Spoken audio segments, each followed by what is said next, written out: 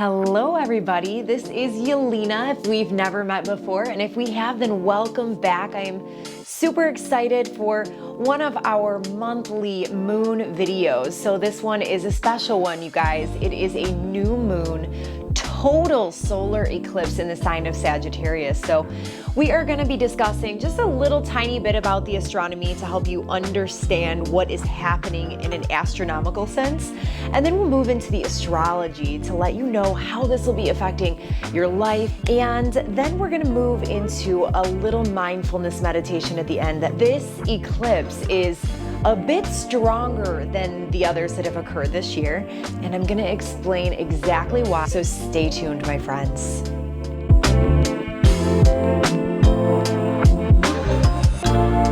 On Monday, December 14th at 8:33 a.m. Eastern Standard Time, there is a new moon total solar eclipse, which is occurring in the fiery sign of Sagittarius. Sagittarius is the sign of adventure. It's all about action. There are some ties to international and foreign affairs. It is also the sign of our belief systems, our higher ideals, the way that we look at the world in a sense of the big picture. Now, a solar eclipse is when the moon passes between the Earth and the sun, and it covers the entire image of the sun, leaving just a tiny little beautiful ring around the outside. The last solar eclipse of this intensity was the Great North American Eclipse, and you may or may not have remembered that. I definitely remember it because it was exactly when I had my spiritual awakening, and that was in August of 2017. I was so excited. I was driving down to Florida and I stopped in Spartanburg, South Carolina, which is where the eclipse line of totality ran through, and it was at the exact point. So I actually got to watch this eclipse, and it was about 90 some degrees in Spartanburg. And when the moon covered the sun, it got completely dark in the middle of the day and went down to about 70 degrees. So there was a 25 or so degree drop in temperature. It was pretty incredible just in an energetic sense, being able to be there for such a rare event. And this was known as the Great North American Eclipse.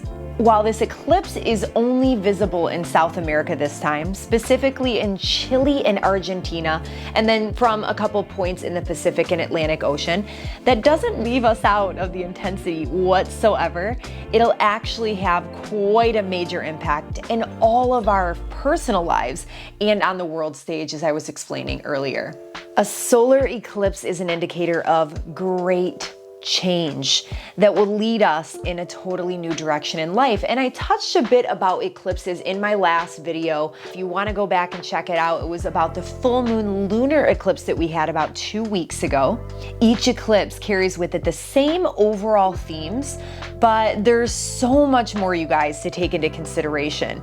And all of these things considered will determine how strong each individual eclipse is. Now, for it to be considered an eclipse in the first place, one of the nodes of the moon must be involved. And a node of the moon is not an actual planetary body itself. It is actually a calculation, so it's a point in the sky. Now, the closer the moon gets to these nodes, the more intense the energy. Being a new moon, the sun and the moon, together with the planet Mercury and the karmic south node, are all going to be very close for this total solar eclipse. They are less than 4 degrees apart, which is an extremely powerful energy.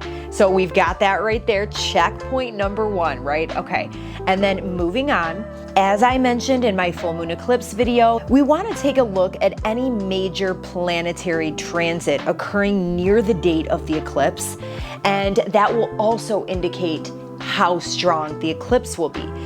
So here we go, bam, checkpoint number 2. We have the great conjunction of Saturn and Jupiter occurring not even 1 week after this total solar eclipse.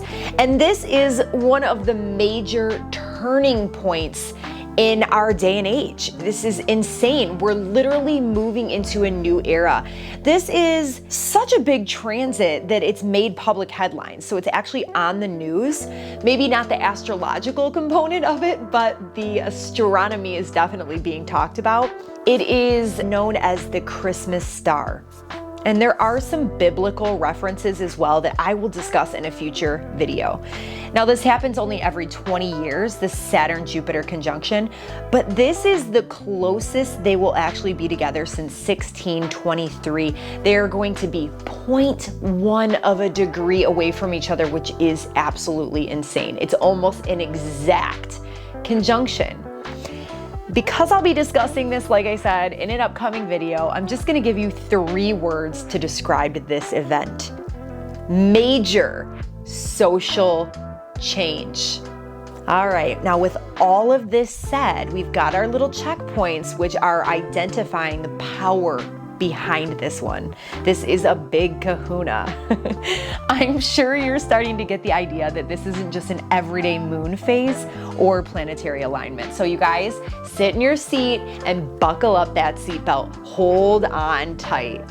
All right, now let's unpack this a little bit deeper, because we could talk about these astrological alignments all day, but unless you're somebody that sits at the computer all day, like me, studying this stuff, you probably will think it's just a bunch of mumbo jumbo. So to fully understand a south node solar eclipse, let's talk nodes. According to evolutionary astrologer Stephen Forrest, the south node equals unresolved karma. So it's dead-end patterns, dead-end belief systems, just ways of living that get us nowhere and then keep us repeating certain phases and certain things in our lives. They usually are the cause of a lot of our frustration in life. So if you're somewhat self-aware and tuned into spirituality and tuned into yourself, which I'm sure you are if you're watching or listening to a video like this, I'm sure you may be able to identify where this is starting to happen for you, because I'm sure there's some sort of something being highlighted in your life that you'd be able to identify. At least the onset or incoming of something, right? Even though it may still be a bit foggy or unclear right now, you have no idea how it's going to play out. Now let me give you another piece of information. Whatever it is you've been doing for a really long time, so whatever this thing is for you, whether it's a behavior, whether it's a relationship, whether it's a career that you've been in for 20 some years, whatever it is, whether it's an old belief system, maybe you've been part of a certain religion for a certain amount of time and you start to begin to realize that you don't believe this way anymore. This is the last eclipse of the decade, okay? So think back 10 years. Hell, I mean, maybe since childhood. Or if you believe in the transmigration of the soul and reincarnation, then maybe from your previous lifetimes. Who knows? It could go back and stem so deeply. We are stepping through a doorway into a completely new era of our lives. But things are still very unclear right now. Things seem very I guess you could say we're in the realm of the unknown. We have no idea how these things are going to pan out. And honestly, I think it might have a little bit of nervous energy around it. When we're not able to kind of see what the future holds for us, it can make us feel a bit unstable, a bit shaky, unconfident, confused. This can honestly play itself out in so many different ways. Like I had mentioned a couple earlier, switching careers. Maybe you have been in a career for so many years and you're embarking upon your retirement period. I'm talking major life shifts, moving across the country. Maybe you're deciding to live off the grid, or like I said, a big shift in your belief systems about life that change everything. This will ultimately help us to move more in the direction of our north node. So we're back to the nodes of the moon again here. Coming from our south node, we explained that portion. Now think of the south node as a bad habit, okay? And the north node as its cure or its remedy. The north node is your way out of the south node, but it's also way out of your comfort zone. And it seems extremely foreign, which can trick our ego mind into thinking that it's not right for us. So a lot of times in our life, we shift back and forth between where the north node and south node are in our birth chart. So we might go for our goals and get really confident and motivated, and then we get up in the goal, we start working towards it, and something freaks us out. So we shrink back down into our south node, which is our comfort zone. It's being at home with mom and dad, whatever makes you feel comfortable, eating that chicken soup, staying warm, being nurtured, not going out and facing the world and what's uncomfortable towards our destiny. So, like I said earlier, there's another planet that's also involved, Mercury. And with this dynamic group, Mercury is not very happy right now because it doesn't fare so well in the sign of Sagittarius. Mercury is at home in the sign of Gemini, and Gemini is the exact opposite sign of Sagittarius. So needless to say, it is in a place that it does not feel very comfortable, which definitely stifles its capacity to operate in the positive ways that it would usually operate. Now, Mercury can go back and forth. It is definitely trickster energy. So if it's with positive planets, it will act more positive. And if it's with more negative, malefic, detrimental planets, then it will act in that way. Mercury doesn't necessarily have much of a backbone, I guess you can say. All in all, Mercury is the messenger of the gods. It delivers messages. And being that this is all occurring in Sagittarius, this is going to be a message indicating some type of action to be taken. Just try your best and be as aware and open-minded as possible right now, as we may have some information coming in that might conflict with our own current set of beliefs. I don't know if this might be tied in somehow with foreign affairs, something having to do with another country, but I don't know. We'll see how this all plays out. These are just the themes that could be coming up. Now, since Sagittarius is a very active, masculine, fire energy, this eclipse will definitely be activating an impulsive side of us, which lights that fire and urges us to do something, maybe make a decision, go a certain way, cut ties with something, or whatever it might be, so that we can step into this new adventure that awaits us, which is much more suited for us and who we are becoming. Now, the ego mind thinks it knows exactly what we need, okay? It always thinks it knows what we need, but that's usually why we end up repeating the same cycles, doing the same thing over and over and over again. The definition of insanity. If you keep doing the same thing over and over, expecting different results. And that's why I don't know, some people fear these eclipse seasons, but I personally love them because sometimes I feel like I need a little push, because I don't know about you guys, but I want to evolve. I want to reach my true potential. I'm all about the self-actualization, baby, and I could use a little bit of help from these planets. Because truthfully, the ego has no idea what we need. Only the soul truly knows what's best for us. The most empowering, yet at the same time absolutely frightening thing, is surrendering to what you don't know and allowing yourself to be directed by the flow of the universe. Giving up your constant need to know what's next, to always have the answer, to be in complete control. So whatever is going to happen between right now and the next 3 to 4 months to come is meant to shift you into this new era. So this is actually something that lasts about 6 months until the next eclipse cycle, and it will play out for all of us in different time frames, and that's the beauty of it. So I would say there's an activation point coming in March, beginning first week of March, and then the next activation point in June, beginning point of June. Now, a lot could happen in the meantime, before or after, so we'll just see how this plays out. And we're talking, this is the next 20-year era of your life full of new chapters, adventures, life lessons, projects, relationships, ups and downs, expansion and contraction, you name it. Just a couple of things that I want to discuss first as it pertains to control, just to give you some information that might help to soothe the soul a bit during these times. First and foremost, control is rooted in fear. It's that if I let go of control, then X, Y, Z will happen. Okay, so secondly, being in control means that we're attached to a certain outcome. And there comes that pesky ego again, making us think that we know what's best for us. And thirdly, when you step in the energetic field of trust and surrender, you begin to step into the energy of flow, which I love hearing Abraham Hicks call this the vortex. And if you've never heard any of Abraham Hicks on the law of attraction and how to get in sync with that flow in your life, you should definitely look up some of her work on YouTube.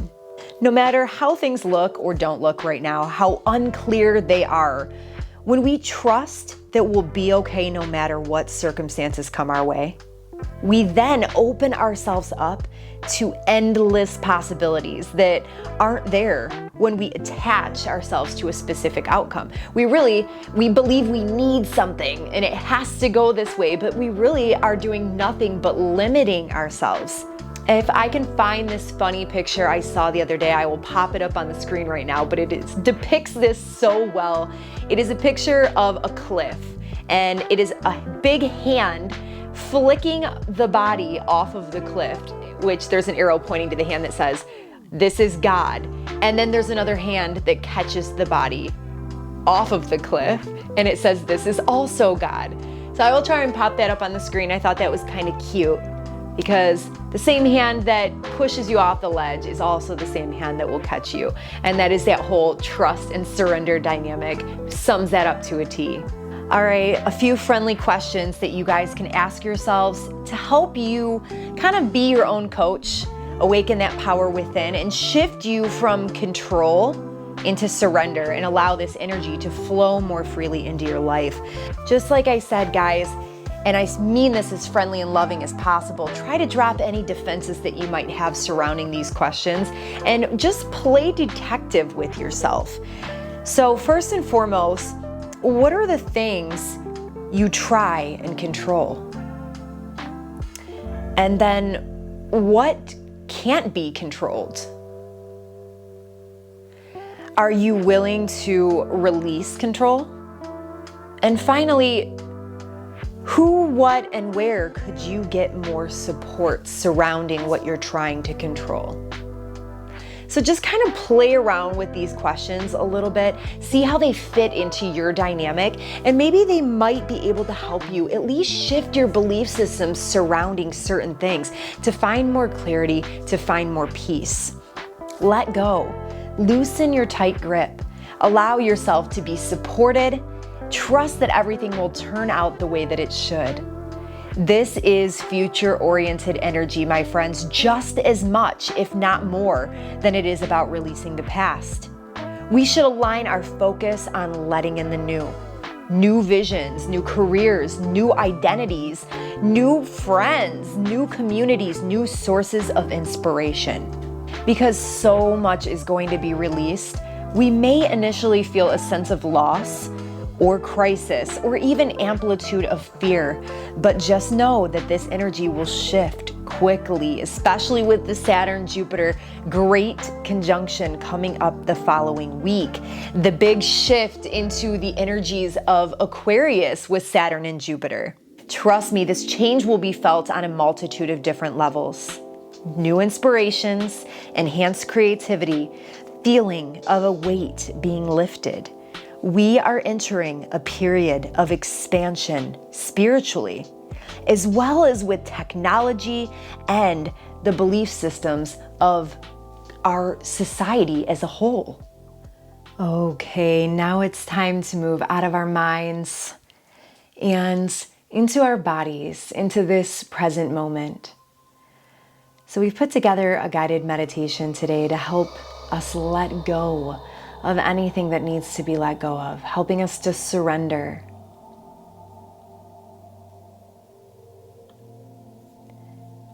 So go ahead and find a comfortable seat and become aware of your breath. Inhale a deep breath through your nose, exhaling deeply through the mouth.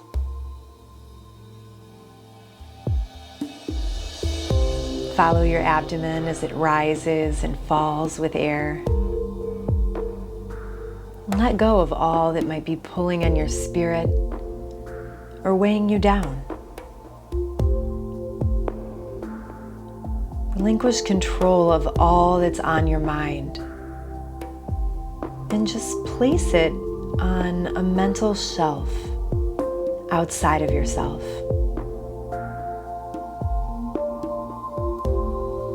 Fully and completely trust that all is as it should be. Feel a soothing peace wash over your body on your next inhale.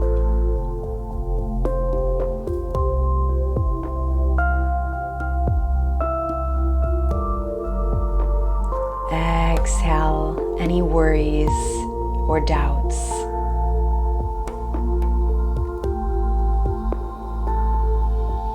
Take this time to simply be yourself. There's nothing more important for you to do right now. Relax and meditate on cultivating a thankful heart. Let it lift you above all your circumstances. Because in this moment, you have everything you need.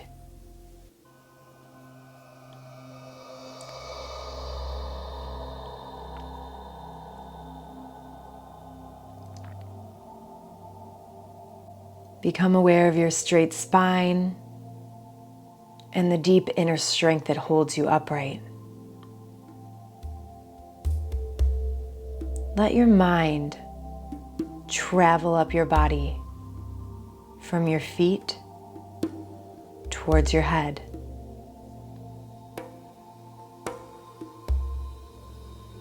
Pausing to let go of tension where you feel it, and especially in the areas of your hips, belly, heart, throat, shoulders, and forehead.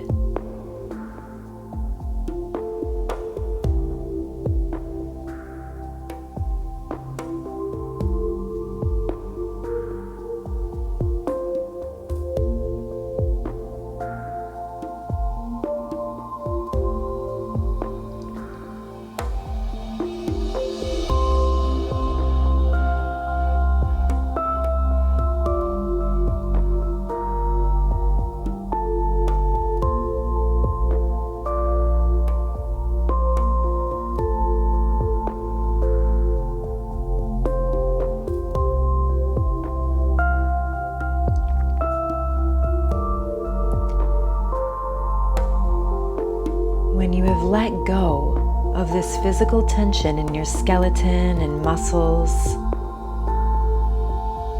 notice that inner rod of strength that holds you upright as your body is relaxed and at ease.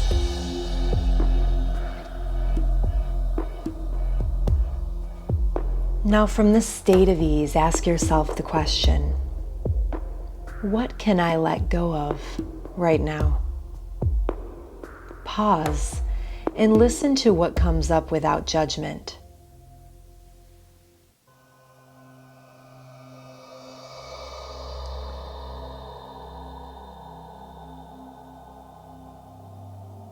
Ask again, what do I need to let go of in this moment?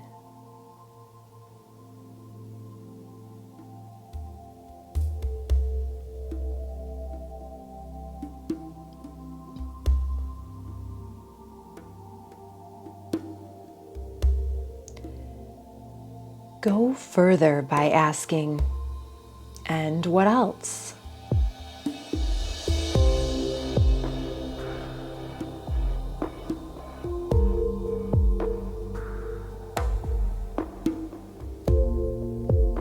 Listen and feel the clues your body gives you.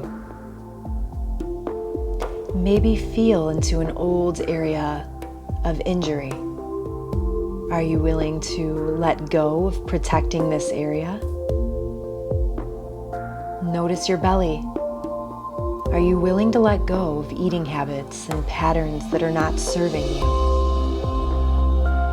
In the heart, are you willing to let go of past hurts done to you or by you?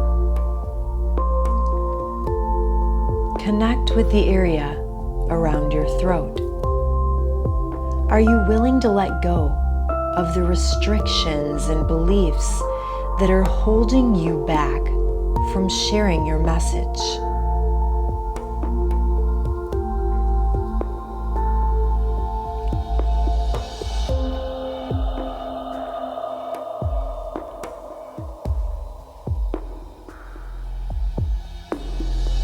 As we explore which areas to let go, just know that everything you let go of has served you in the past. Collectively gather them in your hands, thank them, and release them with love. Notice again the feeling in your body of lightness, ease, and rest. Trust that you can keep this feeling of ease as you go pursue your dreams. Now bring your hands to your heart, honoring yourself, and take one last deep breath in and release it as you let go. Namaste, and happy new moon solar eclipse in Sagittarius, my loves. I hope you enjoyed this video. If you benefited, please don't forget to tap that like button below. Hit subscribe if you haven't done so already. I would love to have you be part of this community, and I can't wait to see you in my next video. Peace.